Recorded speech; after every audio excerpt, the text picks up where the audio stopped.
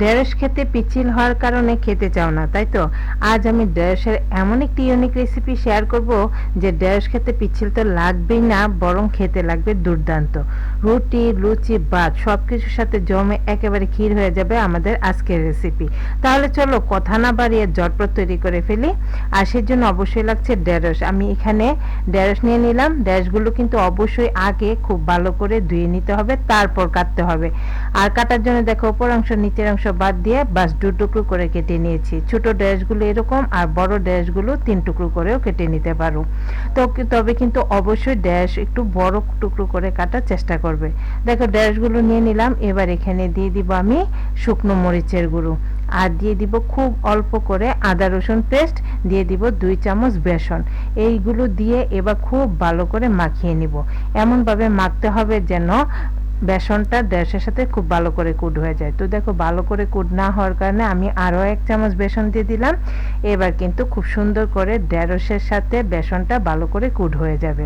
তো কুট হয়ে গেলে সরাসরি চলে যাব চুলায়, বসিয়ে দিব একটি প্যান, আর তেল গরম করে নিয়ে তাতে ঢেঁড়সগুলো দিয়ে দিব। দিয়ে এবার খুব ভালো করে ঢেঁড়সটাকে ভেজে নেব। বাঁচতে বাঁচতে দেখবে যে বেসনটা আলাদা হয়ে গেল, ভয় পাওয়ার কোনো কারণই নাই। তোমরা কিন্তু খুব সুন্দর করে তারপরে ভেজে নিবে। ঢেঁড়সটা যখন ভাজা হয়ে যাবে তখন দেখবে খুব সুন্দর একটা ফ্লেভার ছড়াবে। তো দেখতে পাচ্ছ আমি অনবরত নেড়েচেড়ে ঢেঁড়সটাকে কিন্তু ভেজে নিয়েছি। আর বাঁচতে বাঁচতে এই পর্যায়ে প্রায় 70% মতো ঢেঁড়সটা সিদ্ধ হয়ে যাবে।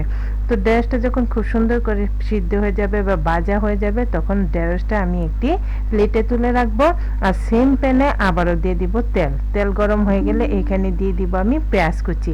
পেঁয়াজ কুচিটা দিয়ে দিলাম। দিয়ে এবার পেঁয়াজ কুচিটা একটু নেড়ে চেড়ে ভেজে নিব। আর বাজার এক পর্যায়ে এখানে আমি অ্যাড করে দিব 1/3 চামচের মতো আস্ত জিরে। এ পর্যায়ে জিরাটা দেওয়ার কারণে জিরে এবং পেঁয়াজ খুব সুন্দর করে ভাজা হবে, আবার জিরে থেকে খুব সুন্দর একটা ফ্লেভারও অ্যাড হবে। তো দেখতে পাচ্ছ অনবরত নেড়ে চেড়ে পেঁয়াজটাকে কিন্তু আমি হালকা ব্রাউন করে ভেজে নেব। একদম লাল লাল করে ভাজতে হবে না, হালকা ব্রাউন করে ভেজে নেবে। আর পেঁয়াজ যখন হালকা ব্রাউন করে ভাজা হয়ে যাবে, সেই পর্যায়ে এখানে আমি অ্যাড করে দিলাম 1 চামচ আদা রসুন পেস্ট। এবার খুব ভালো করে পেঁয়াজ আদা রসুন ভেজে নিতে হবে, যতক্ষণ পর্যন্ত না আদা রসুনের থেকে কাঁচা গন্ধটা চলে যায়। তো তোমরা দেখতে পাচ্ছ আমি কিন্তু অনবরত নেড়ে চেড়ে তারপর পেঁয়াজ আদা রসুন একসাথে ভালো করে ভেজে নিচ্ছি। আর যখন পেঁয়াজ আদা রসুন একসাথে ভালো করে ভাজা হয়ে যাবে, তখন খুব সুন্দর একটা গন্ধ বেরোবে। তাতেই বুঝতে পারবে যে সব কিছু ভালো করে ভাজা হয়ে গেছে। তো দেখো বাজারে এক পর্যায়ে এখানে আমি অ্যাড করে দিব কাঁচামরিচ কুচি। কাঁচামরিচটাকে আগে থেকে কুচিয়ে রেখেছিলাম, সেই কাঁচামরিচ কুচিটা দিয়ে দিব। কাঁচামরিচ দেওয়ার কারণেও ফ্লেভার খুব সুন্দর অ্যাড হবে। তো দেখো এবার সব কিছু আবারও নেড়ে চেড়ে ভালো করে ভেজে নিব। পেঁয়াজ আদা রসুন এগুলো যখন খুব ভালো করে ভাজা হয়ে যাবে, তারপর এখানে আমি অ্যাড করে দিব টমেটো। একটা টমেটো আমি আগে থেকে ভালো করে গ্রেট করে রেখেছিলাম, সেই গ্রেট করে নেওয়া টমেটোটা দিয়ে দিব। তোমরা চাইলে কিন্তু টমেটো ছোট ছোট টুকরো করে কেটে দিতে পারো, তবে এই ক্ষেত্রে একটু গ্রেট করে দিলে কিন্তু খেতে বেশি ভালো লাগে। তো দেখো গ্রেট করে নেওয়া টমেটোটা দিয়ে দিলাম।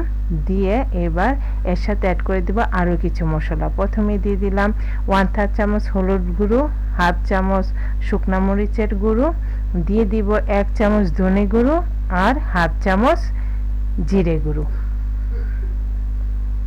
মশলাগুলো দিয়ে এবার আমি প্রথমে কোনো পানি ছাড়াই একটু মিশিয়ে নিব, আর তারপর একটু পানি দিয়ে তারপর মশলাটাকে কষিয়ে নিব, যেন মশলাটা পুড়ে না যায়।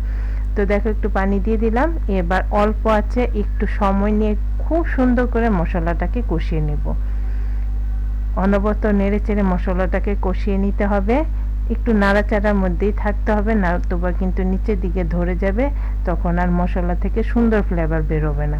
তো দেখো মশলাটা আমি খুব ভালো করে কষিয়ে নিয়েছি, মশলা থেকে তেল রিলিজ করে দিয়েছে। এবার আমি মশলার সাথে অ্যাড করে দিব আগে থেকে ফেটিয়ে রাখা টক দই। 1/3 কাপের মতো টক দই এখানে আছে। টক দইটা দিয়ে দিব। আর টক দই দেওয়ার সময় কিন্তু অবশ্যই খেয়াল রাখতে হবে চুলার আঁচটা যেন কমানো থাকে, নতুবা টক দই ফেটে যাবে, তখন আর ভালো লাগবে না।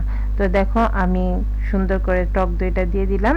দিয়ে মশলাটাকে আবারও ভালো করে কষিয়ে নিব। মশলা ভালো করে কষানো হয়ে গেলে এখানে আমি অ্যাড করে দিব আরও একটা ইনগ্রেডিয়েন্ট, আর এটার কারণে কিন্তু এই রেসিপিটা খেতে হবে দুর্দান্ত। আর সেটা হচ্ছে এক টুকরো কাতলা মাছ। কাতলা মাছটা আমি আগেই ভালো করে কেটে ধুয়ে তারপর ভেজে রেখেছিলাম, এই অংশটা আমি আর তোমাদের সাথে শেয়ার করিনি। এবার কাটা ছাড়িয়ে একদম ম্যাশ করে নিব মাছটাকে।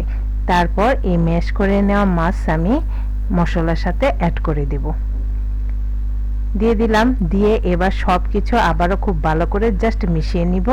মশলা এবং মাছটাকে ভালো করে মিশিয়ে নিয়ে তারপর এখানে আমি অ্যাড করে দিব আমাদের আগে থেকে ভেজে রাখা ঢেঁড়স।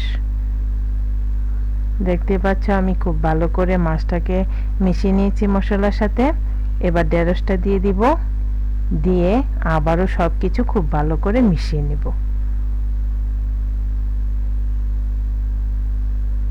জাস্ট ভালো করে নেড়েচেড়ে মিশিয়ে দিব।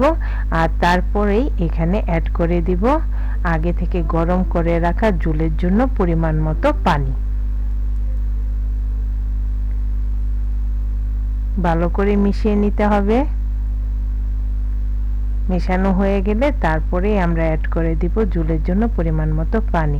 তবে পানি দেওয়ার সময় খেয়াল রাখতে হবে এই রেসিপিটা কিন্তু একটু মাখো মাখো হলেই খেতে বেশি ভালো লাগে, তাই সেটা বুঝেই পানিটা অ্যাড করতে হবে।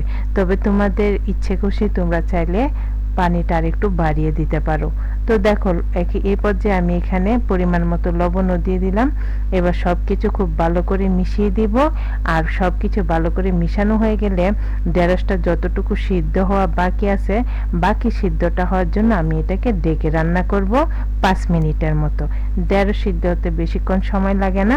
তো ফিরে আসছি 5 মিনিট পর। 5 মিনিট পর লুকটা দেখতে পাচ্ছ, জাস্ট অসম। এটা তোমরা দেখে বুঝতে পারবে যে কতটা খেতে টেস্টি হবে। আর খেলে তো কথাই নেই। খেয়ে অবশ্যই ঘরে তৈরি করে আমাকে কমেন্ট করে জানাবে যে তোমাদের কাছে আসলে রেসিপিটা কেমন লাগলো। তো লাস্ট পর্যায়ে এখানে কিন্তু আমি দিয়ে দিলাম ধনেপাতা কুচি। তোমরা চাইলে গরম মশলাও দিতে পারো, তবে আমার কাছে গরম মশলাটা ভালো লাগে না, সেজন্য এখানে আমি ধনেপাতা কুচি দিয়ে দিলাম। দিয়ে সব কিছু আবারও জাস্ট একটু নেড়েচেড়ে মিশিয়ে দিব। এবার গরম গরম পরিবেশনের জন্য প্রস্তুত আমাদের আজকের রেসিপি। তোমাদের কাছে কেমন লাগলো কমেন্ট করে জানিও। আর ভালো লাগলে একটু বেশি বেশি করে শেয়ার করে দিও। আর আমার চ্যানেলটাকে সাবস্ক্রাইব আর পেজটাকে ফলো করে দেওয়ার জন্য খুব বেশি অনুরোধ রইল।